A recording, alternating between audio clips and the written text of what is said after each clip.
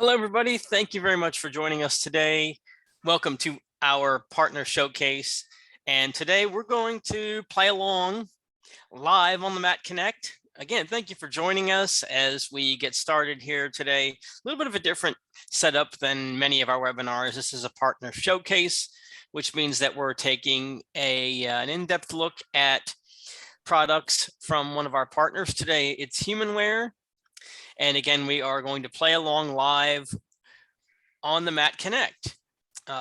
We are going to start with our opening poll questions today. We want to know basically a couple of different things. We want to know who's with us today, what your job title is, where you're from, how you heard about this webinar, and then a couple of other questions that relate to the content today. We want to know what your comfort level is with using or teaching the Mat Connect. Are you a beginner, an intermediate, an advanced, or a Jedi? And are you playing along live with us with your Mat Connect? Yes or no? Now, if you are, that's great. You'll be able to follow what the guys are doing today. And if you're not, you can certainly take notes, follow along, and go through the processes on your own later on. So there is an advantage to having your Mat Connect today. If you don't, though, stick with us and you can take some notes and try some things on your own later on. Let's talk about our ground rules and housekeeping today. This is not our regular Access Academy, as you know, which means there is no ACV REP credit today. However, we do have the chat open. Please type your questions into the chat, or you can raise your hand, and if you want to speak your question, we can promote you to panelist long enough to get your question answered verbally. It depends on what you prefer. We do have closed captioning today, of course. And so that is available. We do have two folks who are going to be demonstrating for us today. Both these guys have been part of Mat Connect webinars for a while. Eric Beauchamp from the beginning has been doing these for us. He's the Director of Product Management at HumanWare. Along with him, Roger Steinberg, Low Vision Product Manager at HumanWare. And before we get started, let's send this back to Betsy Ann to go over our poll question results, and then we'll let the guys start doing some demonstrations for us. All right, thank you so much, Paul, for kicking us off. Go ahead and keep filling out this poll. I'm going to read off our early results, but it's very helpful to have this information early on so that we know who's with us in the room and who will be playing along live. For the question, what is your job title? We have a few TBIs, a few O&Ms, and a few AT specialists. Representation is from across the United States, and emails are still working for everyone to hear about our web. For our two content-specific questions today, what is your comfort level using or teaching the Mat Connect? 67% of our audience rated themselves beginner, and 33% rated themselves intermediate. For the question, are you playing along live on your Mat Connect today? All of our poll respondents said no.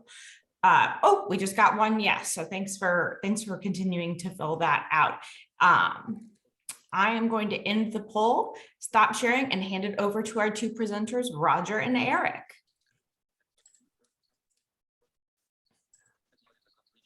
All right, thank you, Betsy Ann and Paul.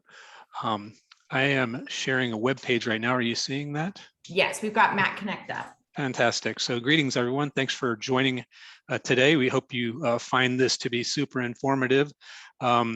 We received over 35 questions that we've tried to embed into what we're sharing here. So we have a lot there, but as Paul and Betsy Ann said, please input questions into the chat as they come along. And for those of you that are playing along, do your best to keep up. It's going to be pretty fast paced, but jump in where you feel like it's going to help you the most. But we're going to cover as much ground as possible with these 35 questions. One thing, if you are playing along, is if you run into a problem or a technical issue, we probably won't be able to troubleshoot that. So just want to make sure that everyone's aware we won't be able to dive into any individual problems like that on the call today. But what I've brought up on the screen here is the Mac Connect webpage at APH. I bring that up because one of the questions that we received was, what does MAT stand for? And it's right here on the page. It stands for Magnifier and Tablet Together. So acronym for Magnifier and Tablet Together. But we also wanted to make sure that we showed this page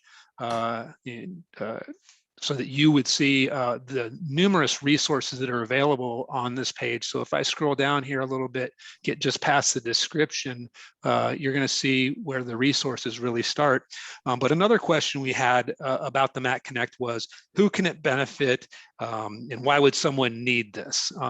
So there's a couple of different classes of individuals that would look at the Mac Connect or need it. We certainly would be looking at students in kindergarten through college, as well as adults with low vision. And you might say, well, geez, this product may be too complex for students in kindergarten, first, second, third grade. But I hopefully you'll come away today with the knowledge that a student can grow with the device throughout their formative years, all the way into adulthood. But so they can progress from just a very simple tablet-based low vision support tool through to a more advanced user using Android and being able to go out onto the internet and complete other academic tasks and things like that. So you can certainly see where a kindergarten student, they're just magnifying something to look at and so forth, all the way to high school where they're doing research papers and that sort of thing. And of course, adults would make the same progression, but possibly in a different way. They may be someone who's a little bit less tech savvy that needs to start off simply and grow to using it. And then you may have adults who have been in the workforce that are very tech savvy that can jump right in at the advanced use of the product. So that's sort of a beginning answer to who can benefit and why. We'll probably revisit that a couple of times throughout the webinar. But back on the webpage again, the first section we see here has several video tutorials available, the Dolphin Easy Reader, the self camera mode, rapid toggle, and so forth. I saw this link here to a live one-on-one online Connect training session. So if you click there, you can sign up and get a 25-minute session for free from APH. There's a link here for the Mac Connect, just keeps getting better. I'm not going to open all these pages, but that will basically outline all of the updates that have been made to the Mac Connect throughout the years.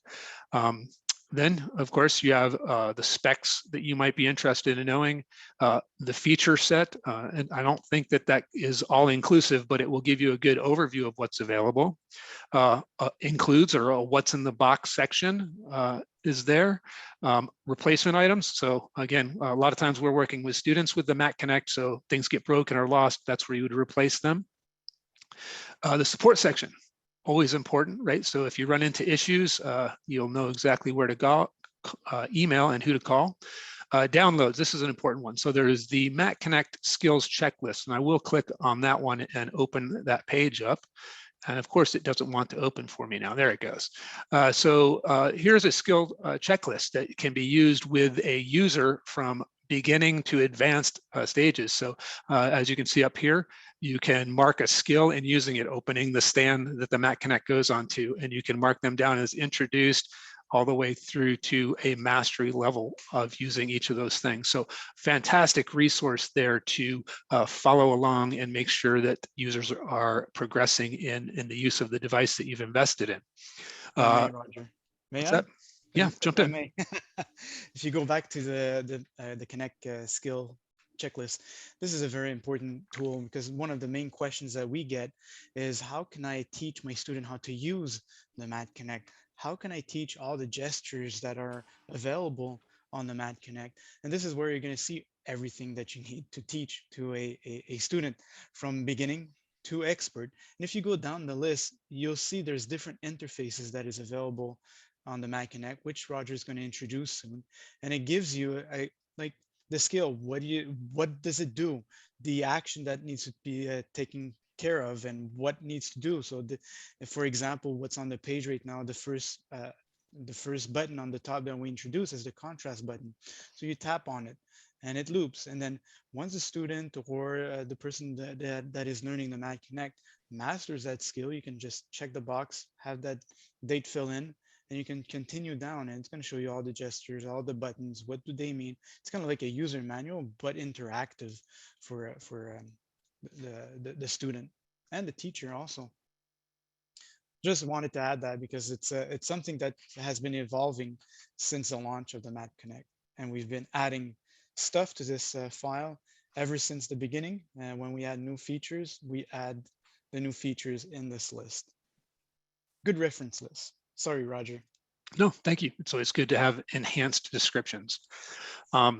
So the next section down will be your manuals. There's the user guide. That's going to be a pretty long document, but I will click on this one here, the hotkeys for use with the Mac Connect. And this is with the Bluetooth mini keyboard that can be included with the Mac Connect. And this was a question that came up as well. So there was a question about hotkeys to use with keyboard for the Mac Connect. So here is another quick reference for ways to navigate the Mac Connect using the keyboard. And then lastly is your warranty section with details about that and so forth.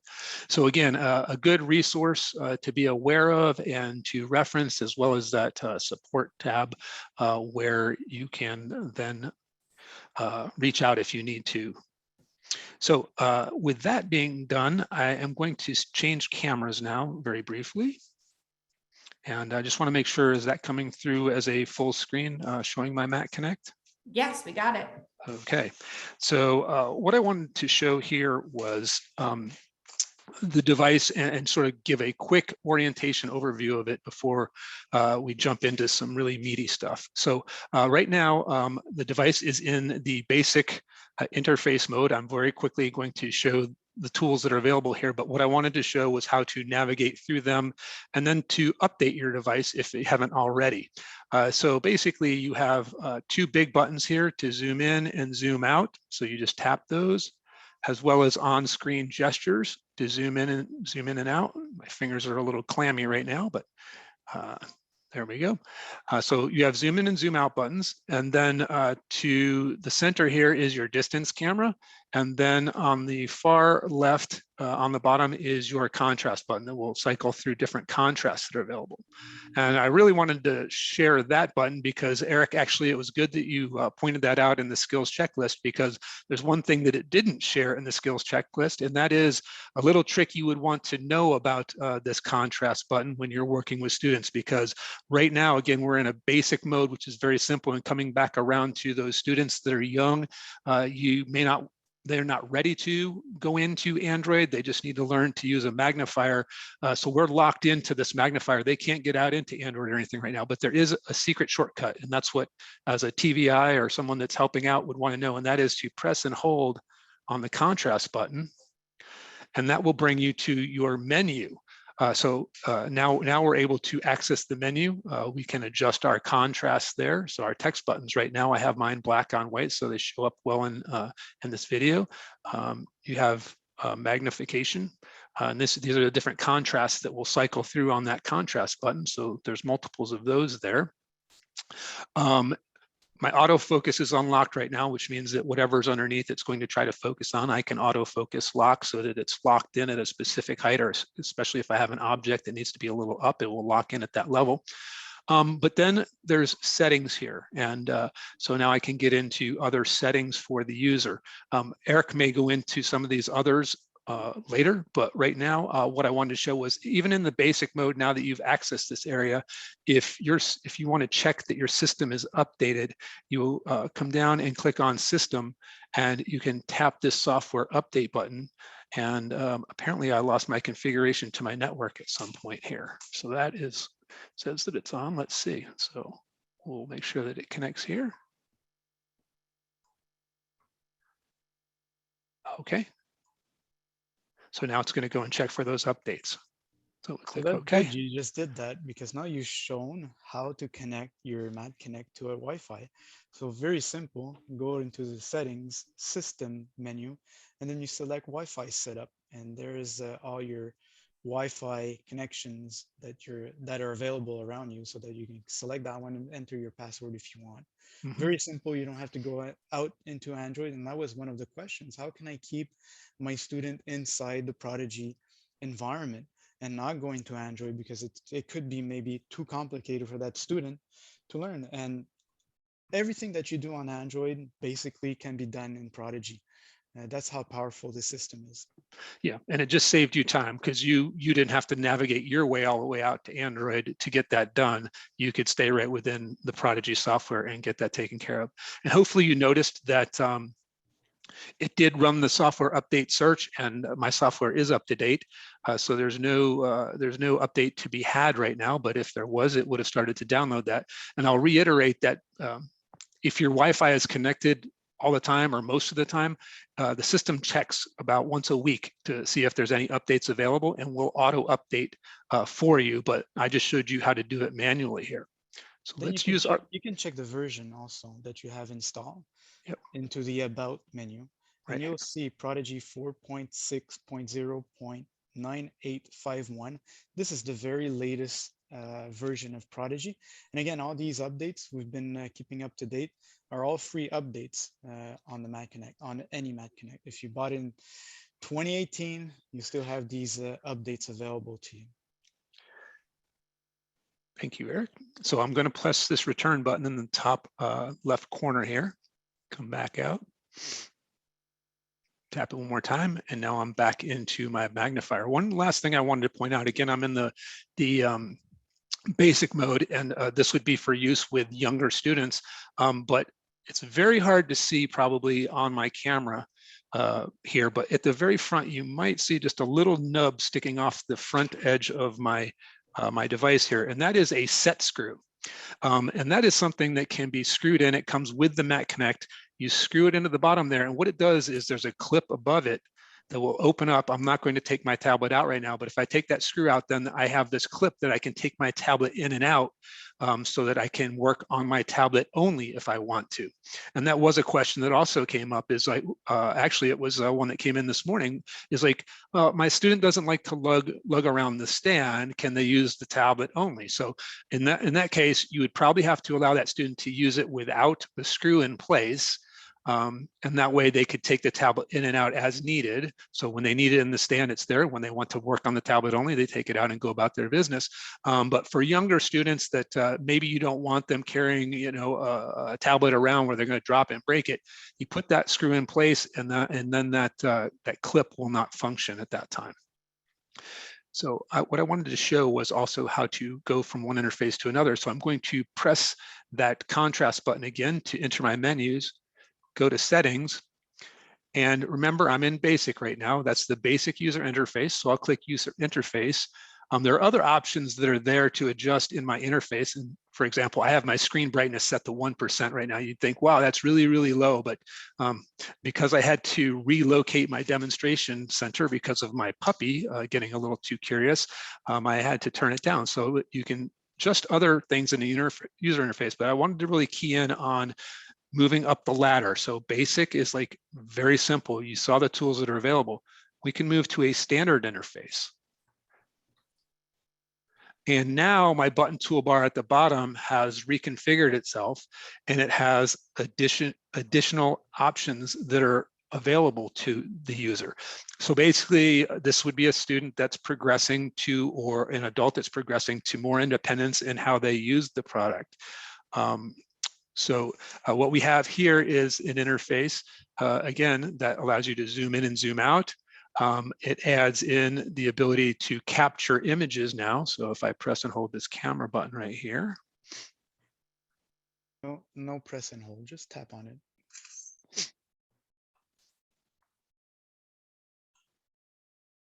It's always good to throw a non-example in there so Eric can correct. So just before you move on there, Roger, we have a little question in the Okay. chat, which I think could be answered now. The question is, the magnifier lights frequently will not come on. Is there a way to manually turn it on? There is a way of turning it on manually in the advanced mode, or in the advanced mode. But when you're in the standard or the basic mode, unfortunately, it's going to be a reboot, because you cannot, if you have the screw on the clip, holding the clip, you cannot undock and redock the tablet. If that screw is not there, then you can just undock and redock the tablet. It will reinitialize the lighting, or the USB connection that is to the lighting, and we'll be able to turn on the lights again. I hope that answered the question. We'll do a little example later on when we get to the advanced interface. Right. Thanks, Eric. So again, your camera there, this would switch to my distance camera. Eric's going to demonstrate that shortly. There's my contrast button again. And then as you capture images, you also have over on the far left here, a gallery that will show images that you've taken. So right there, you can see the image that I just took a few moments ago that I can now look at. And actually, I don't know if we've recognized any text on here, but no text to read. So you notice that my button bar navigated away when it was reading. There's no text, so we didn't capture anything. I'll bring that back up again, but I can back out of there and back out again. So now I'm in my gallery to see other documents that I've saved in this mode. And of course, we always have our back button here. And here again, in the standard mode, we've sort of opened up a little bit more functionality for the user. And we use the same trick to get out of this into the menu. So there's no menu available right now to the user, but as someone that's helping them, you can press and hold your contrast button, and now you're into the menu again. And we've added a couple of more buttons in here, so you can delete all the gallery content. You can turn speech on and off for reading back in text-to-speech, because we've added the ability to capture documents and read them aloud. And then you also have your settings like you saw in the other menu, as well as, again, I wanted to point out that ability to update your system here. So we can go to our software update again. We can do Bluetooth setup for our keyboard, our Wi-Fi setup, and so forth. So what I'm basically trying to get at here is how to stair step through the interfaces. So a student that's mastered that and is now ready for the next step, we would click on interface and then click on advanced, click back. And now we're in the advanced interface, and we're going to some large tiles here that can be navigated. And you can see that there are many more tools here: a calculator, books, which we'll cover in a little bit, distance, so now our distance camera, notes tool. Here's the APH toolbox that we'll touch upon in a little bit. There's my magnifier again, gallery. So you can see we've added things in, and then we have our settings again. So if we go in there one more time, just showing there's multiple ways to get at that update. If you haven't done it, software update right there, Wi-Fi setup, all of the Android stuff. So I still haven't even had to go into Android. So I've brought my student up to this level in the Prodigy software alone, and I'm still able to do the things that I need to do to support them in terms of Wi-Fi connection, Bluetooth connectivity, and that sort of thing as a teacher without ever having to go to the Android.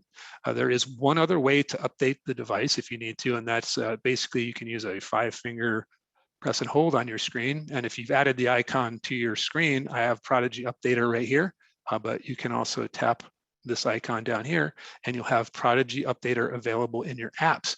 So there's multiple ways to get the device up to date if you feel like it hasn't been, or if you've reconnected the Wi-Fi and you feel like it hasn't been kept up to date. So again, what I was hoping to cover there or bring across was sort of how to stair step through the different interfaces. We're going to show them a little bit more in detail as we go forward here. Eric, has any other questions come in? We're good. Okay, so I am going to switch back to my camera and let Eric take over here, and I'll basically turn this camera off in just a moment here. Here we go. So Eric, you can take over, but Eric is going to talk a little bit more about the basic mode. As we said, it's going to benefit those users who are beginning to use the device as adults and maybe are not so technically savvy, as well as younger learners to introduce the tools to bring them along. So it's basic magnification and distance tools. It's an introductory tool for elementary schools and those just starting. So Eric's going to go ahead and jump in and just give you a few more details on the basic mode. And the first question we had, Eric, was how does a distance camera work? And I think you can cover a number of questions with that. Sure. So right now, as you can see on the screen, you can see my Mac Connect. I have switched to my basic mode, just like Roger was explaining. And as Roger described very well, you have a button banner at the bottom with 4 buttons. The first button is your contrast button. By default, there's black and white on black automatically, and then your loop back. You can put more if you want in the settings menu, the way that Roger showed you how to go into the menu. But also the second button on the left is your distance button. So when you buy a Mat Connect, each Mat Connect is configured to work with one camera that comes with it. This camera is a Kodak camera, which is a wireless camera. So it connects through Wi-Fi. It has a identifier that is connected to the Mat Connect. So when you turn it on, there's a little button on the top of the camera that you just press on it, and it's going to turn on. It's going to connect automatically to my tablet. So when I tap on the button, the second button from the left, my distance application will start. My distance camera application will start.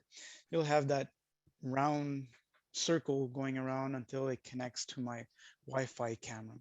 Again, we're going to have the same kind of interface that we had on the magnifier with the button banner at the bottom.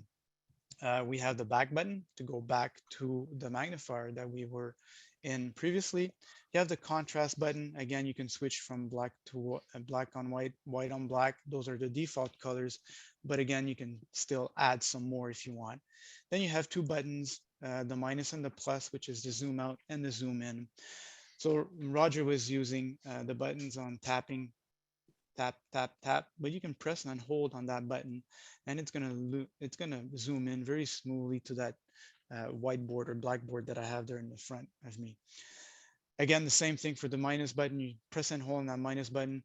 That's the preferred way of zooming in, zooming out, using the distance. Because if you go and you can still use your pinch and zoom, but it's only going to do one increment at a time. It's going to do only one increment at a time. So it's better to use your buttons at the button banner. Once you're done with the distance, you go back and you're back to the magnifier. So that's how the basic interface works. It's really just a magnifier. So everything that you do it live. And I think that answers a couple of questions that were asked, like, is it difficult to transition near to distance magnification? I think you covered that really well. Maybe you just quickly point out how that connection is made in the settings, Eric. Well, I'm not going to go through the connection of the camera through these interface. I'm going to wait for the advanced interface. Okay. Yep. So let's move on to the standard interface.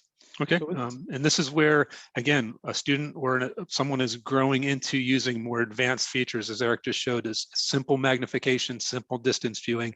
And now we're ready to add OCR and text-to-speech, as well as the ability to capture images and save them and view them at a later time if you'd like. So again, coming back to that question, can I take my tablet off? Once you've captured something and have it on the tablet, by all means, you can take the tablet out, of course, if you don't have that screw in place, and you can just have materials read from the tablet alone. So now we're supporting the user when their vision is low and their eyes are getting tired with text-to-speech. And again, it allows for that more, I don't have to read everything right now, I can save it and read it later. So again, it's basically for any age user who's mastered basic. And again, you could possibly, if you have a user that's got some tech savvy about them starting out, they could jump right in at this level. So Take it away, Eric. Yeah, and this level is again very simple interface, but it adds OCR and a gallery. That's all it does. Because if you take a look at the button banner at the bottom, you have a couple more buttons. You still have the minus and the plus. You still have the distance viewing button. You still have the contrast, but now we've added two buttons. The first one on the left is your gallery button, and the the fourth one from the left is your capture button. So if I first, I'm gonna tap on the gallery. If I go in the gallery, this is where all my images are stored, and this is a one layer gallery, meaning that everything's gonna be stored at one layer. You don't do any folders or anything like that. Very easy to navigate, very easy to find your stuff. You can use your finger to scroll through the images, or you can use the arrows that have been added on the left and on the right of the screen. So just by tapping on the button. So if somebody is not comfortable using gestures on the tablet, there's always the buttons where you can recognize the button and just tap on the button if you want. Again, the back button is always at the same space or always at the same area to go back a level or go back to where you were previously. It's always on the top left corner. Any interface that you'll be in, it's always going to be on the top left corner or in the button banner. So I'm going to tap on my back button. I'm back into my magnifier. Again, the contrast button, I'm not going to explain it anymore. It just loops through the color contrast. The distance camera, if I tap on that and turn on, don't forget to turn on the camera with the little button on the top of the camera, or else this is what's going to happen. I think I'm going to get the pop-up because I was too late on turning on my camera. But it's still the same interface that we had in the basic interface, where you have the back, the contrast, the plus and the minus to zoom in or zoom out. So I'm going to tap back to come back. I'm going to show you where to take a capture and do the OCR. So fourth button is your capture button. By tapping on it, it's going to take a capture. It's going to save it automatically to your gallery, and it will do the OCR automatically on there. And it's going to replace the text with I'm going to call it vectorial text. We call it here at HumanWare Diamond Edge because it's really replacing the text on the page with very good font. So by zooming in, I can zoom in very far without loss of any quality, image quality. I can tap the start or press and hold somewhere in the screen, and it's going to start reading. Right now, my speech is at off, so you won't, or is it my volume? Yeah, my speech is at off. Automatically or by default, it's at off because you want your students to be able to read by themselves and not have a device that reads it out loud for them. So you want them to practice their reading. So this is, you can slow down, or you can slow down or have the word by word go faster. But basically it did the OCR, it detected all the text, and it starts going through the text, showing each word, and have your student read them out loud to you. If you want the device to read the text out loud, just press and hold on the contrast button. And this will bring you to the, oh, sorry. See, one mistake that could happen is that you want to go in the settings, but you're not in the magnifier. Tap on hold on the contrast button and you won't go into the menu. So just go back to the magnifier. The first application that you see when you boot up in standard mode, and tap and hold on the contrast button. And this will bring you to the settings menu. Perfect timing. We just had that question. Awesome. And if you scroll down the menu, you have contrast, you have settings, and the third option is speech off. So by default, speech off. Just tap on speech off and scroll to documents only or on. So the difference between speech on is that all the menus are going to be read out loud to you, and the text also in a document will be read out loud to you. But if you choose documents only, that's only going to read out the documents. When you have text on a document, that's only going to be read out, not all the menus and all that. So I'm going to select documents only and then go back. So I'm back into my magnifier. So I can do the procedure again, take a capture, get the OCR and start reading.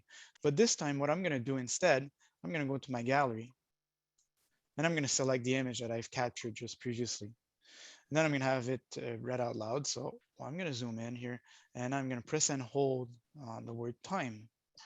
There was a bird called Little Red Riding Hood. So we can hear the tablet reading out loud. One day, Little Red Riding Hood went to visit her grandmother. On her way, And you can pause it by tapping on the play pause, or just by pressing and holding in the middle of the screen. So very simple gestures in these interfaces, very simple to use. Are we good with the questions? I think we are. You're going to show it again. So just highlight again how you're switching the interface as you transition to advanced, Eric. We don't have any other questions here right now, but we're going to move to the advanced. And hopefully everyone is seeing how we are basically building upon the skills and the complexity of the device as we move along to this highest level of use, which now we are in the advanced mode, which is essentially making the Mac Connect into a magnifier computer combination. So, if you want, it adds advanced skills like the APH toolbox, which Eric will show, Bookshare, electronic text, access to Android, but it also includes everything that we've already shown, from the basic and the standard menus. But as an example, we'll go from a flat gallery to one that has some depth to it. But this is typically, if you're going to try and go by age group or what level of school is a student in, maybe grade 3, grade 4, you would start to introduce this, as well as, and then basically anybody above college to adults and that have the ability could use this advanced interface. So if you're growing someone, you're looking for those users that have already mastered the basic and standard, and they're ready to advance to using Android and the additional functionalities. It could be a user who has previous magnifier experience, so they're ready to jump right in. They don't need to spend a lot of time learning the basics. And it could be a user who's just really technically savvy and ready to go. So again, it's sort of I guess it's an art and a science in looking at the user and determining, where do I want to start them off at basic, standard, or advanced. But with that, I'm going to hand it back over to Eric. We're basically, at the advanced stages now. Okay. I was reading the question. There's one question which is interesting. How do I change to Diamond Edge? In the standard mode, the Diamond Edge will appear when the OCR is done. So when you take a capture, the OCR is done. OCR means optical character recognition. So each time you take a capture in the standard mode, it's going to do the OCR, and then you'll have automatically the Diamond Edge that's going to be replaced on the document. In basic mode, you'll never have Diamond Edge because it's a live magnifier. There's no OCR done on the basic mode.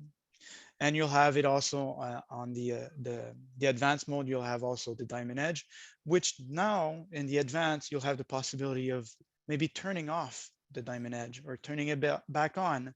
So I'll show you moving forward. Now to go into the advanced interface, what you do is you want to come back to your magnifier. So I am back into my magnifier application in the standard mode. And I press the contrast button, which is the second button starting from the left. Press and hold. I'm going to say about 10 seconds or so. And after about 10 seconds, you'll have a menu that's going to pop up.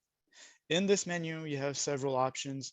First one is contrast. The second one is settings. This is the one that we want to select. So tap on settings. And then in this settings, it's really the same settings that you'll have in the advanced mode, or almost the same settings that you'll have in the advanced interface. But here, the option that we're interested in is the first one on the top, which is user interface. So I'll tap on user interface. Again, the first option on the top, interface, so tap on that. Then you have 3 possible interfaces: basic, standard, and advanced. So in our case, we're at the advanced interface. So I'm just going to tap on advanced.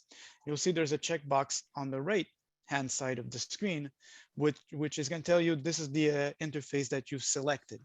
Once you've done that, press the back button on the top left corner of the screen. And you'll be brought back to the main menu or the main carousel in the advanced mode. And over here, I call it my Prodigy suite, kind of like the Microsoft Office suite, where you have several applications. And the first one you see on the screen is your magnifier. So if I tap on magnifier, you'll see the magnifier, the same magnifier that we've been using in the basic and the standard mode, but with a different button banner. So we had a question earlier, can I turn on and off the lights manually? When you're in the magnifier in the advanced mode or the advanced interface, you can hit the third button from the left, which is a little light bulb. So you tap on it and it's going to turn off the lights. Tap on it again, it's going to turn back on. If ever that button is grayed out, that means that the USB or the lighting driver did not initialize correctly. So two things you can do, either go back one step, so go back to your main carousel and come back into the magnifier. If that doesn't work, what's really going to fix your problem is undocking the tablet. So at the bottom of the tablet, there's a little clip. It's a black clip. So you just hold the clip, push it down, and you can lift the tablet up and you can take it out from the stand. Okay, so this is normal Android tablet. Once you've done that, just redock it in place. So the top part first, and then reclip it in the base, and that should fix your problem. Okay, so it could happen here and there. So if I go into, or I show you the button banner, I have the back button on the left, the settings button. So if I tap on the settings button, this is where I'm going to have all kinds of settings related to the magnifier. You can try them out. First one is the brightness of the screen. Second one is the contrast colors for the menus or for the button banner, and also for the image. And then this is the one that I wanted to show you, is the mode. Mode is either live or multi-capture. You can take one capture, which is in live mode, or you can take several captures. For example, a small book, a couple of pages of assignment. You can take multiple captures, and this is where you can do it. I can show you with a gesture afterwards in the magnifier, but if you scroll down again, you have speech on or off. So let's put our speech to documents only, like I had it previously. You can select a voice. So when you install a voice, I think I only have once. No, I have two. I have French also. So you can install up to 4 voices on your Mat Connect.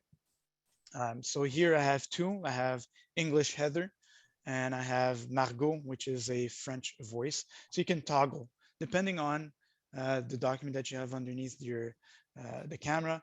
If I had French, I can toggle to French and have it read out loud to me in French. Angle correction, I'm not going to talk about it right now, but you can also there's other options that you can take a look. You can enable or disable the OCR. So if you don't want to have the OCR done on any documents, you can disable your OCR. You can install OCR languages if you want.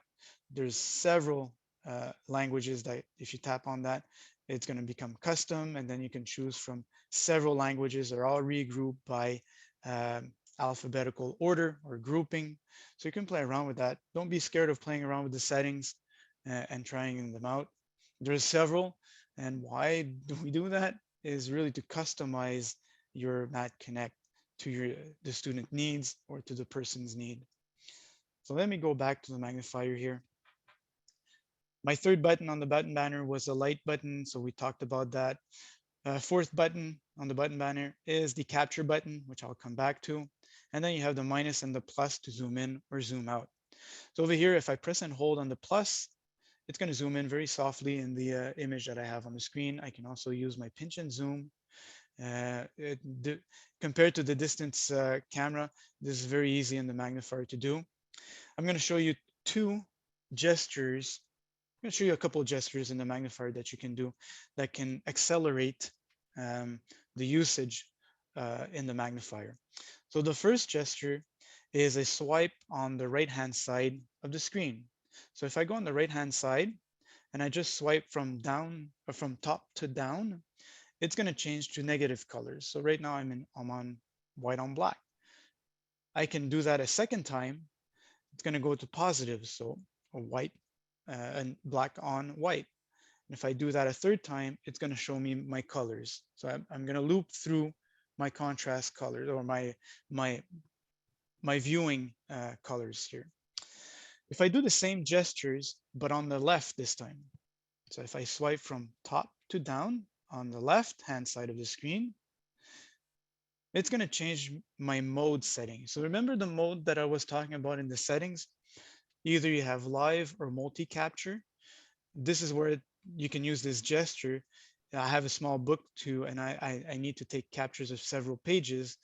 I can very easily switch to multi-page and do multiple captures. And then once I'm ready, jump to my gallery, because if you notice here, as soon as I'm going to get one image in my gallery, I can jump right away to my gallery with one button on the button banner that has been added. To come back to my live, I just swipe again from top to bottom on the left-hand side of the screen. I don't know if you noticed, but I'm not going fast doing these swipes. It's a very normal swipe, very slow, well, very slow. I'm going to say medium slow, but not fast. Where I see people having problems with gestures is that they tend to try to do them too fast. When you try to do them too fast, sometimes the screen will detect a tap or will detect another kind of gesture. So take your time. You can go a bit faster once you're used to it, but you don't have to go really, really fast to do these gestures. We saw also, if I want to start reading on a capture, that's going to be also later. But in the magnifier, before taking our capture, you can double tap. One finger double tap will freeze the autofocus, and we'll come back to that autofocus very soon. But this, in another sense, is that it's going to stop the image from being jumpy, trying to refocus again when you move the page. If your tablet is always at the same height and you're not moving the height of the tablet, you can do that, and you'll have an icon on the top right corner, which is AF with a red bar on it. That says that the autofocus is off and it's turned off. So I can move my page without it or having the camera trying to refocus each time when I have a movement underneath. Okay, very easy. Double tap, one finger, double tap. It's going to activate or deactivate the autofocus. So again, double tap my red circle on the top right corner just left, because I'm back to auto focus. So let's take a capture. Are we okay, Roger? Yeah, you have one question here, but you can do it as you're doing the capture if you'd like. It says, when zoomed in to make print very large, how do you scroll horizontally, vertically, basically omnidirectionally? Yeah, sure. So let's zoom in here in my page. So I'm going to zoom in very, very far in, and I just would use one finger. I can't. You see, I can't. You need to move the page underneath, unfortunately. That's in live mode. That's in live mode, okay? But let's go back and take a capture, okay? In the capture, whoops, that's something else that we need to talk about. When I'm gonna take a capture, then I'm gonna be able to zoom in and use one finger and pan, okay? What I wanna teach you first though is a couple of tricks to take a full page capture. So what you wanna do in a full page capture is you wanna bring the tablet up perpendicular to the base of the stand, okay? So I brought my tablet up, and then my document here, right now I have it in portrait. What I want to do, I want to flip it into landscape. For those who can see my screen, I've put some green tape on the left-hand corner of my stand here. And I do that as a trick because I can feel the tape, and I know that my corner of my page will go right up to that corner of that tape. So that's a good trick here if you want to have kind of like a feeling or something to feel where to place your page. The first time you're going to use your Mag Connect with your student, you can do that little trick here. Here on the tablet, I'm going to zoom out as much as possible with my pinch and zoom or my minus button, and you're going to have a full page that's written on the screen once you have a full page. And then you can mark that corner when you see on the screen that you have a full page. Once you've done that with the tape, you don't need to look at the screen anymore to have a full page, because you know that when you're at that corner, you'll have a full page. Okay. So once I'm in that corner, I'm zoomed out completely. Press and hold one finger on the screen, and you're going to hear that shutter sound from the capture. And you can bring down the tablet afterwards, but basically it's going to do the OCR automatically on there on the document that I have just taken.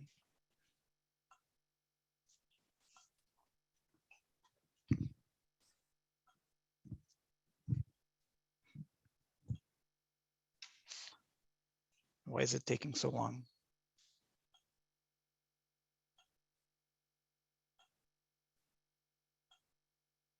Let's try this again.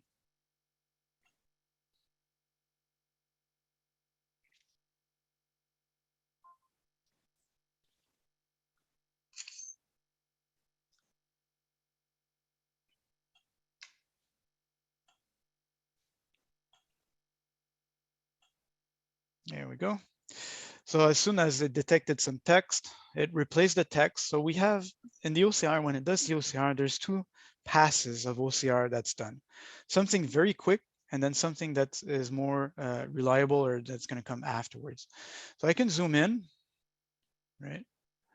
Very close and very inside my document here. And the way to pan, which is a question that was asked before, once I'm zoomed in into a captured document, now I can take one finger and scroll to the left or scroll up, down. That's how I can maneuver on one of my captured documents. In live mode, you cannot do that. You need to take a capture to do that. Okay. So once I've taken my capture, the OCR is done, there's still that button banner that shows at the bottom.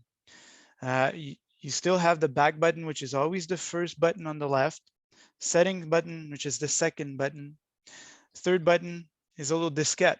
For those of you who know what a diskette is, we don't use diskettes anymore, but that means that you can save what's on the screen or what you're captured. So if I tap on that, it's going to save it automatically.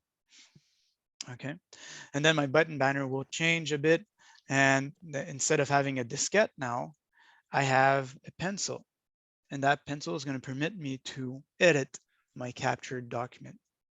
You have the play pause button, which you can use to play the text that's on the document as on the standard and in the standard interface. The minus and the plus button to zoom in or zoom out. Okay. I'm going to show you, I'm not going to show you how to read. I already showed you how to read, but press and hold on one word anywhere on the page and then start reading at that position. And then you can stop it by tapping on the play pause or just pressing and holding on the screen. I still have a gesture on the left hand or the right hand side to swipe. It's going to change my color scheme to positive, negative, or now this is a good example. You see my capture wasn't really good, but if I put the diamond edge, it did a pretty good job at detecting the writing here. And if I had only that capture, I was trying to read that capture, I wouldn't be able to read that word was. So if I go back to color, not very good, but the OCR did an awesome job at detecting the word was and changing those letters to a computer font to have that great image quality and to be able to read it at any contrast color that you want also. So I think Eric, Yep. covered how to capture a document and read it right now. And we've covered a couple times the light doesn't go on, how to get the Yep. light to come back on. But do you have any tips for, say, a worksheet that's captured that has columns and that sort of thing? Unfortunately, the only tip that I would have is not use the diamond edge. The OCR is not that great in detecting or ordering column column captures. So unfortunately, there's no way of having it read out loud in the correct order. But my best solution is not to use the diamond edge, unfortunately. Yep. And then the next question after that was just sort of handling PDFs. It was kind of a broad category, but. Okay. So let's export this. I think that we had one question on how to share information with the teacher, right? Yeah. So let's say this is what I want to share with my teacher. I said, well, I read this, so I want to share it to my teacher, saying that, well, I've done my work and I want to share it back to you. So I went back to my main gallery right now. One simple little gestures that I want to show you is 2-finger, double tap on the screen will bring you automatically to your main gallery. Anywhere you are in the application, 2-finger double tap will bring you back automatically to the main menu, main gallery. I'm going to select the gallery, which is on the right-hand side. And my image that I just took is the first image that we see on the screen. So if I press and hold on an image in my gallery, there's going to be a pop-up menu. And this pop-up menu is your action menu. So each time you press and hold on an image, there's a pop-up menu. And these are all the actions that I can take on that item or that image. The first option on the top is your share button. So if I tap on share, I can share it as a PDF, as a JPEG. A JPEG is a format of image, or I can share just the text. So I'm going to share it as a PDF. So I'm going to tap on PDF. And I want to share it. Let's share it through Gmail. If I tap on Gmail, what it's going to do, it's going to take my document, it's going to convert it into a PDF automatically, and it's going to attach it automatically to the Gmail account that I have set up on this tablet. So right now it opened my Gmail account and it opened my Gmail application. I have my file that is attached in the email, so I can put in, I don't know if I have you in memory there, Roger. There we go. I'm going to send it to Roger. My to field, subject, say text, and then I can write anything in the, I can compose an email. Read my assignment. And then send it. To send, again, this is all the Gmail application. On the top right corner, there's a little paper airplane, a blue paper airplane. Tap on that, and it's going to send it over with the attachment with my PDF. So this is how the student can share what he's done on the Math Connect to somebody in the class, the teacher, a student, if a colleague or whatever, that can be done.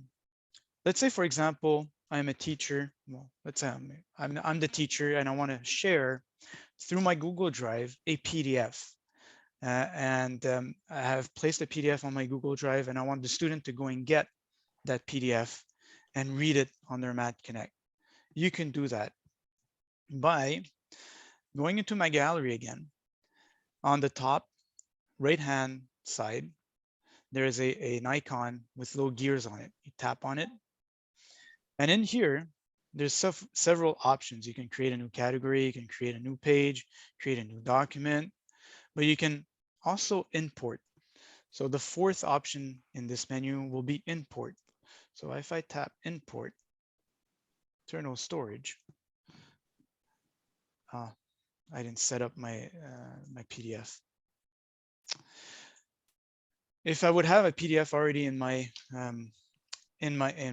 tablet, this is how I would do it, but I don't. I'm going to go into my Google Drive. So what I'm going to do, I'm going to do a 2-finger double tap to go back to my main gallery or my main menu. And I'm going to swipe to APH Toolbox. APH Toolbox has several applications that are preset when you buy Math Connect. Mainly there's a lot of APH or a lot of, like, there's Word, Excel, PowerPoint, Learning Ally. So there's several applications that are already predefined on here, but I can add some applications that are installed on the tablet by going again, tapping on the gear button on the top right corner. I'm going to choose an application in the menu. And here, let's add, for example, I'm going to add Chrome because I'm going to do something else here at the same time. And then if I scroll, there's an instance where it says Google, and there's a little arrow on the right-hand side. That means that I can tap on that, and it's kind of like a folder. And this is where you're going to find all the applications that are related to Google inside there. So for example, Classroom. So let's tap on that. I'm going to include it in my list. And if I go down, you have Drive. So Google Drive. I'm going to tap on that, include that in the list.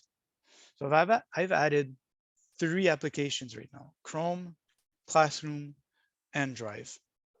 If I go back to my list by hitting the back button on the top left corner, if I go at the top of my list, I have 3 new applications: Drive, Classroom, and Chrome. So I can use all these as I want.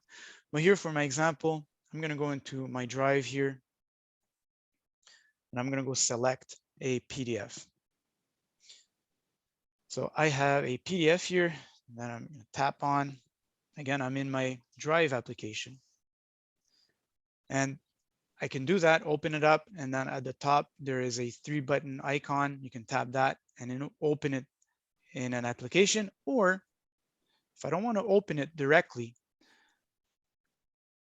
I'm going to zoom this in here. Where I see my document, there's 3 little dots here at the top right corner. Tap on that. Then there's going to be a list that's going to be shown. And in that list, there's several options. It's a list that Google offers us. What do you want to do with this document? And if I scroll here, just going to zoom out. There is one option, Open With. Tap on Open With. And here I'm going to have a selection, which you can't see really on the screen. I'm going to just, there we go. I'm going to have a selection of all the applications that are compatible with opening this PDF. So the first one on the top is Prodigy. So I can just select just once or always. So if I want to always open a PDF in Prodigy, tap on always. I'm just going to tap on just once because I'm going to redo this presentation some other time. So I just want to keep that list going. So I'm just going to tap just once, and it's going to import into Prodigy.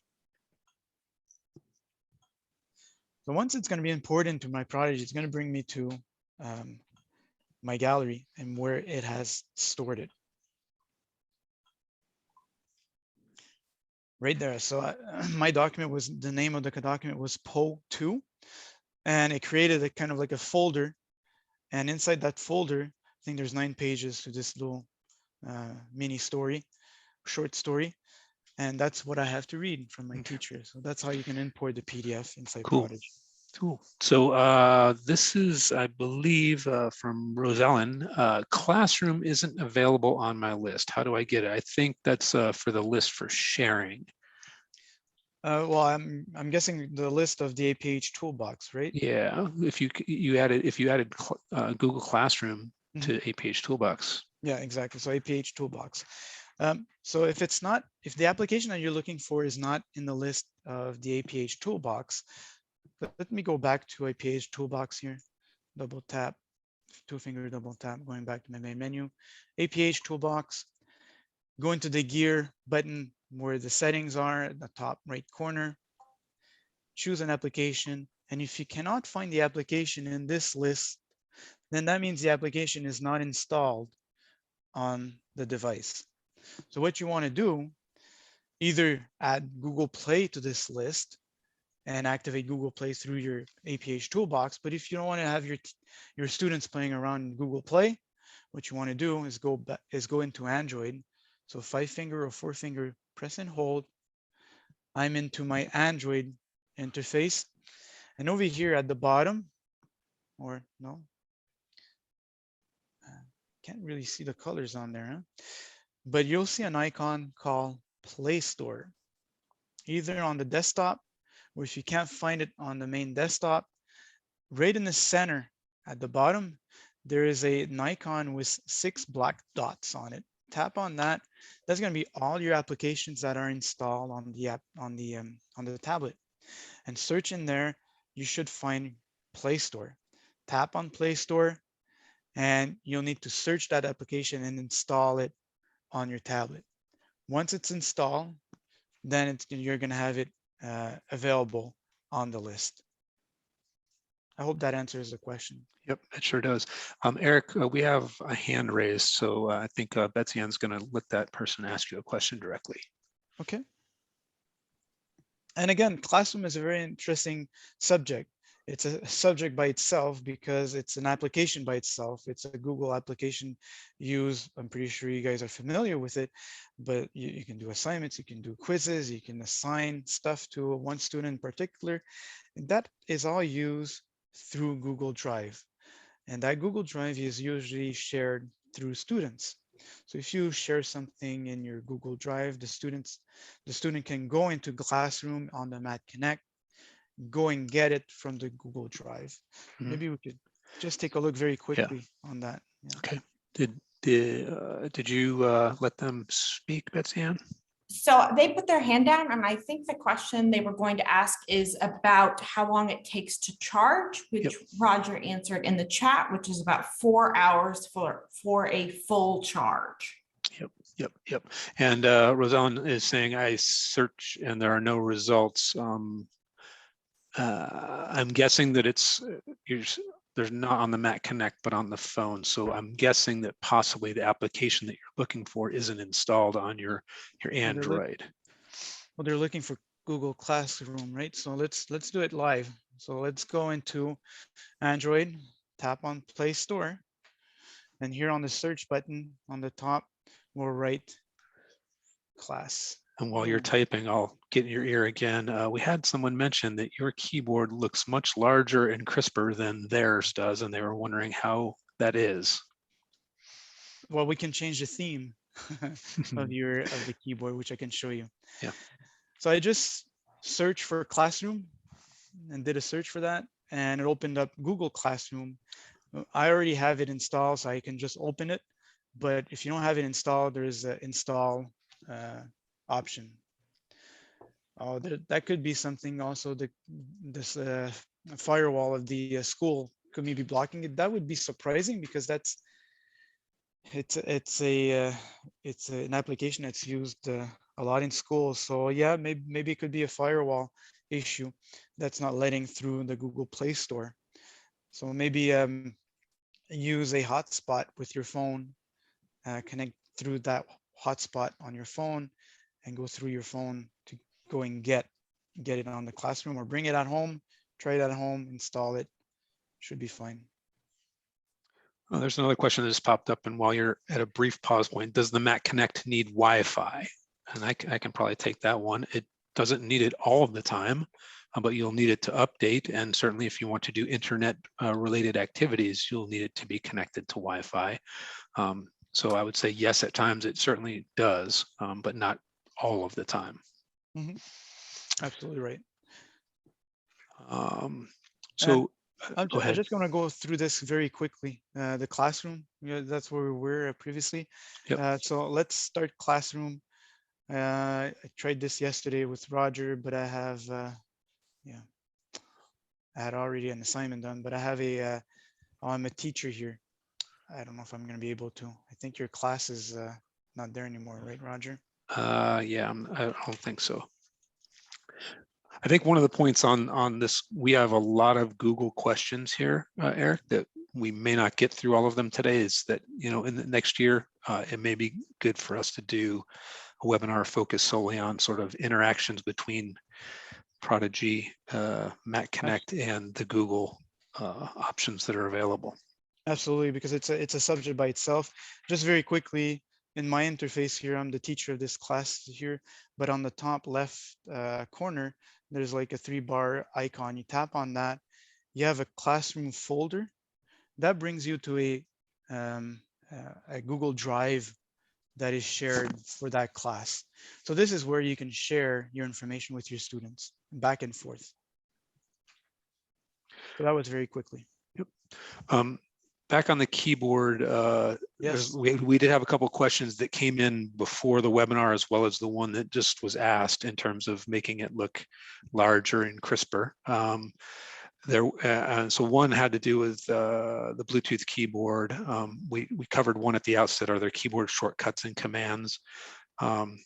But there are keyboard shortcuts to navigate, scroll, and find. I'll look at that in just a moment. But maybe there was a question about speech to text, Eric, and then the Bluetooth keyboard connectivity. What do you mean by speech to text? Oh, yes. To talk, and then it's gonna, yes. So I'm gonna take, for example, I'm gonna go and open up a note. So the notes application, I don't know if we're gonna have time to cover it. Notes application, I view it as a notepad, really. So a student can go in there and they can have all kinds of notes that they can take all through the Prodigy interface. So let's open just a note here that I have. The third button is a little pen, so I'm going to tap on that. Then the second button is my pen again, so I'm going to tap on that until I get the T letter. The T means the keyboard. It's going to be text. So if I just press and hold there, this is where I'm going to get my keyboard. So to set the keyboard, really, you can tap and hold on the comma here, and you'll have a little gear icon that you can tap, and it's going to bring you to the settings of that keyboard. If I zoom in here, oops, I selected the theme. But basically, if I go through the settings of the keyboard, I'm going to have the language, I'm going to have the preferences, but there is a third option there, theme. So if I tap on theme, you can set any color that you want here. So basically, I selected one that was black, but I could have chosen any other color here, and it's going to contrast. You're going to have more contrast on your keyboard. Once you select one, it's going to show you the result of what you want. Then you just tap apply, and that's going to be your theme for your keyboard. So if I go back, my keyboard now is a lot crisper on this theme. So I have changed my theme. You can go in another direction here if you want. Instead of going through the keyboard like I just did, you can 5-finger press and hold and go into Android, go into settings, and inside settings, if I'm not mistaken, it's language and input, current keyboard. No.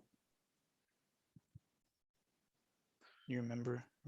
I thought it was the Gboard, but there was another option in the preferences. Gboard. There was a It's preferences Gboard. option that you were in that would have allowed for actually the keyboard height to be increased as well, which I think would be good for. So it's Gboard, sorry. So settings, language and inputs, Gboard, and there's a list of settings that you can have on the keyboard. And the third option is the theme. You have text correction, you have gliding typing, and then you have voice typing. You can select voice typing, turn that on, and what that's going to do is that it's good when the keyboard's going to be up and showing, you'll have a little mic on the top right corner that you can tap on, and I can write anything with my voice, and it's typing whatever I'm talking about. Yep. Tap on the mic to stop. And maybe to have that top layer on the top of the keyboard, enable the auto correction or propose correction. I think it was the option to get that top if you don't see the mic. So that's how you do it. That's an awesome feature. Yep. Eric, just quickly show how you could write in all caps on that keyboard. You have here on this keyboard, I have two options. There's two keys here, one on the right and one on the left. So if I press and hold, I think no. I think it's double tap, isn't it? So you just press once. Press once on that little arrow. I had it. If you double click it, it will go all caps all the time. Yeah, that's it. Yep. So that was one of the questions we had before, and so we're showing it here on the on-screen keyboard that Eric's using right now. I don't think we'll have time to go through all the Bluetooth connections for the Bluetooth keyboard, but if you connect our Bluetooth keyboard to the Mac Connect, there's a caps lock on there, so you can certainly type in all caps with that all the time. And then regarding the keyboard shortcuts, I tried to share the document. Hopefully it came through in the chat, but there are keyboard shortcuts to navigate and scroll was one of the questions we had beforehand. There is not one for find, but there is for navigate and scroll. Yeah. Let me go through the distance camera. There was a lot of questions on the distance camera because I see the time going by very quickly. Yeah. Well, we had a one-off while you're getting over there. That was somebody asked specifically about the APH Toolbox sound recorder and how to save and access, or where do those files go. So I spent some time with it, and certainly Betsy Ann can correct me if I'm wrong here. But basically it records and allows you to play back in a session, but it does not save it anywhere. So it's sort of like a way to practice reading out loud, or to do things and record them, listen back, and that's all. It does not save in any way. And this is an APH application, isn't it? Yes, it is. Yeah. So let's talk about the distance camera. There was a lot of questions on the distance camera. The main question, or the main concern about the distance camera, is the battery life. So I'm going to address that right now to get that out of the way.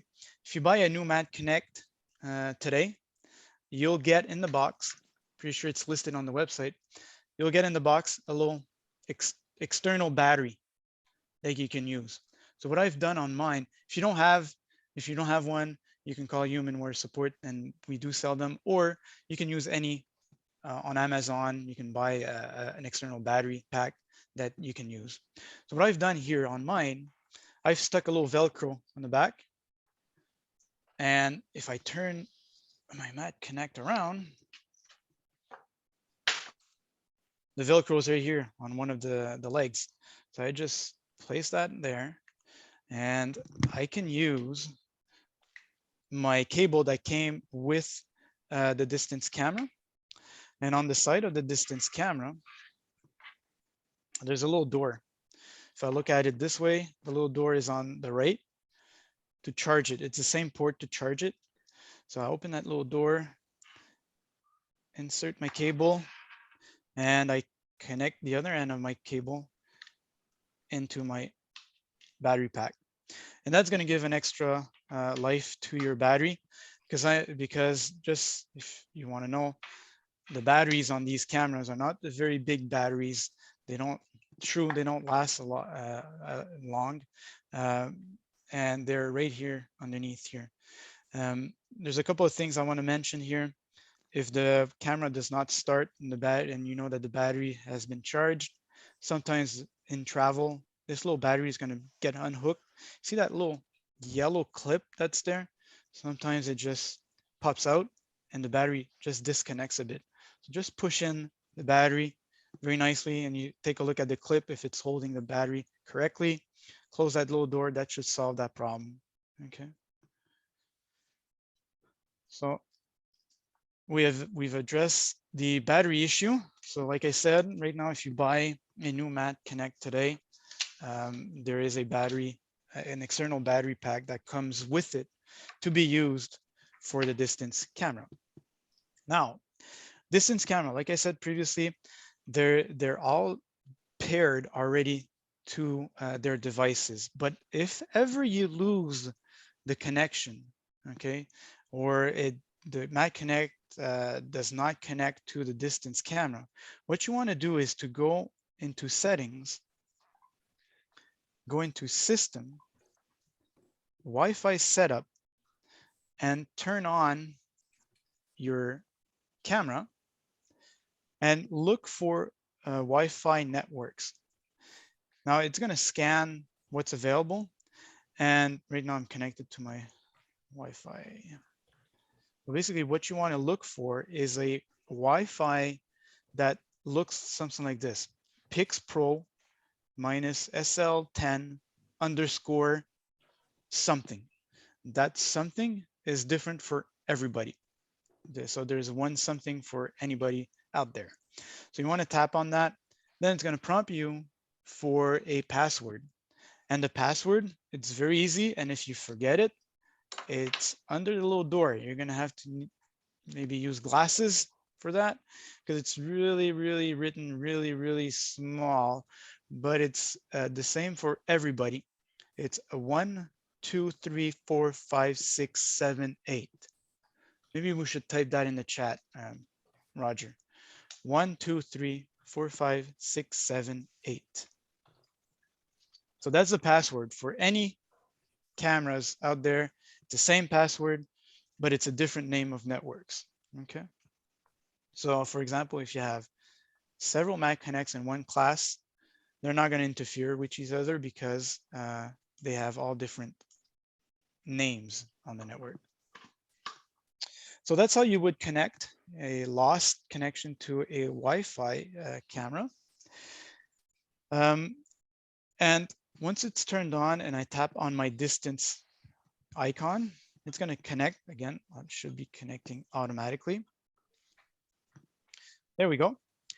And I want to show this because there's several questions on how can I toggle through magnifier and distance, internet to distance, or any kind of application to distance. So I'm going to show you this, and I think that's going to be a good couple of minutes here well spent, because this is pretty awesome. Once you have the distance camera turned on,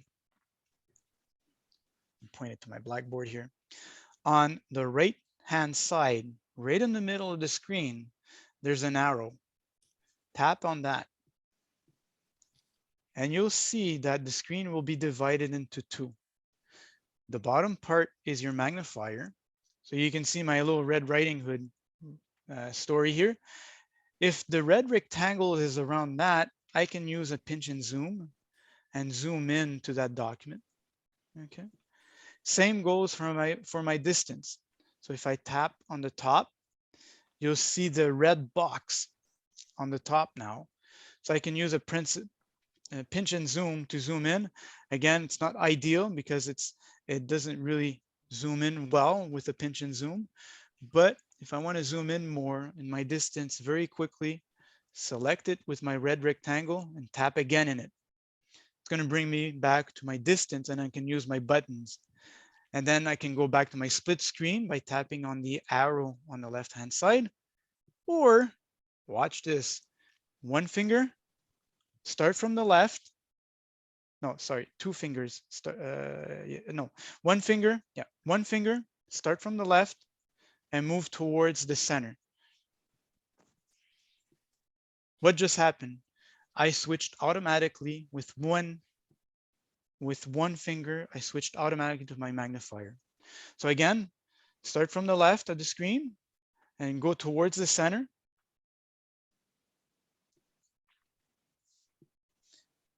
And it's going to switch back to my distance.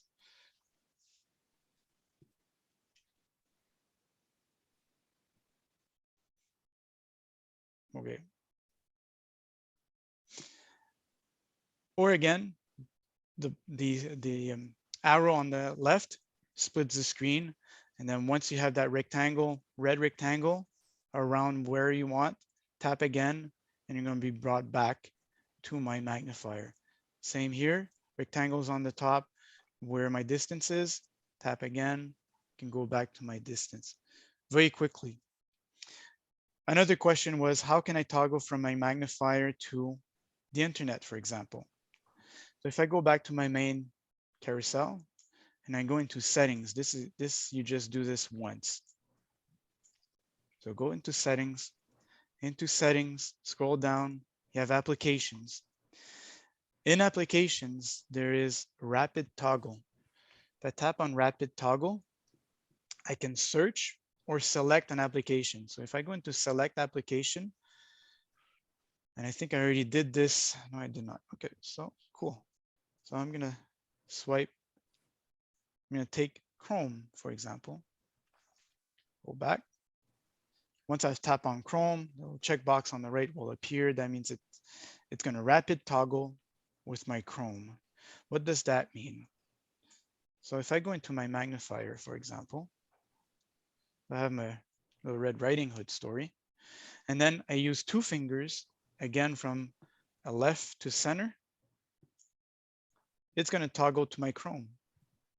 So for example, here I have already searched something on the internet about triangles, and I have a worksheet that I'm working on. Again, 2 fingers going from the left to the center. I go back to my magnifier very quickly. Quick question came in, Eric. When you're doing the split screen, can you have notes with the distance camera instead of? No, unfortunately not. No, not at this time. Nope. Nope. So that was great. So I think it answers easiest way to switch between the magnifier and internet was one of the questions that was asked. So you just nailed that one. How to avoid going to the Android OS was another question that might be one to hit on right now. Like just in general terms. We didn't go really into the Android system at all today, apart from setting up the keyboard. But maybe I can show you another setting that I find very important if ever your student wants to go into Android and use other applications. And for example, the best example is when we started sharing with a PDF through Gmail. It was really small fonts, really small icons. Well, there's a gesture that you can enable in Android. It's a one finger triple tap, and that's going to zoom in. It's going to zoom in. So I'm going to show you where to activate this. So if I go into Android, 5-finger press and hold, go into settings, and then on here in the settings, you'll have accessibility. And in accessibility, there's all kinds of stuff here, but there's one, if you scroll down, you'll find one called Magnification Gestures. And what that's going to do is that if I triple tap on the screen in any application in Android, it's going to zoom in. But right now I'm really zoomed in. Now, once I'm zoomed in, the way to pan or the way to explore the screen, 2 fingers and then scroll. I'm going to scroll here. And then I can now read this font here, Lockdown Pro. If I want to go back to the original zoom, triple tap. 1 finger triple tap, you're back. So for my example here, when I was using my Gmail, if I go back here to my APH toolbox and I go into, let's take Drive, Google Drive. Very small icons, or the how to open with, very small to read, difficult to read. Triple tap, and I'm zoomed in now. Now I can see that icon on the screen, and you can tap on it. Tap on it. Then if I want to scroll to the options, 2 fingers, and you can scroll to the options that I have there. If I want to come back to my original zoom, triple tap, you're back. Very easy. If ever you want to use other applications that are not part of the Prodigy suite, very easy gesture to integrate to be able to navigate through all these. And if they're in the toolbox, then you don't have to navigate to Android to get at them. So that's a really good tip there too, Eric. So we're down to about 2.5 minutes left, give or take. So a couple of things to wrap up here. I know that there are multiple things that we could continue all afternoon with, Eric. But one thing that you mentioned, Eric, that I think for everybody that's on the line, we appreciate you joining today, was Eric said, play around, mess around with the settings and so forth. Go into the different interfaces, change the settings, see how they work and so forth. One thing that you might want to point up very quickly, Eric, is how to restore factory defaults. If somebody does go in and play, and this might make people feel more comfortable about playing. Absolutely. To restore factory default on Prodigy. So let's say you've been playing around with Prodigy with all the settings, you want to factory reset the default values. So just scroll to the settings menu, and then you scroll down to, if I remember, it's System. And the last option in System is Restore to Factory Default. So if I hit that, I can say restore default settings, yes. And all my colors or everything that I've set let's say, for example, the speech documents only, it's going to come back to the speech off automatically. So all the settings that we've set and we've played with in Prodigy will come back to the factory default. Very simple. I think we've hit on, like I said, a lot of what was there. Hopefully we touched on something from everyone that joined today. I think we have a learning that we could put together a nice little session on Google focus in the fall. But with that, hopefully y'all have learned a lot today. Visit the Mac Connect page for those resources, and I'll throw it to Betsy Ann and team to finish off from their end.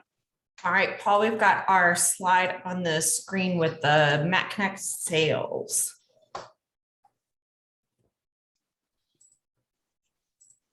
We still got you there, Paul? All right, well, the Mac Connect can be purchased through APH at the link I just dropped in the chat. It is $3,220, both quota and non-quota. Again, you're going to go to that product link on the APH website. You also have access there to the Mac Connect skills checklist and the hotkeys.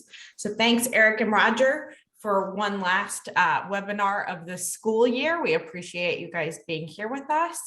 And thanks everybody for tuning in. We appreciate you for spending part of your Friday with us.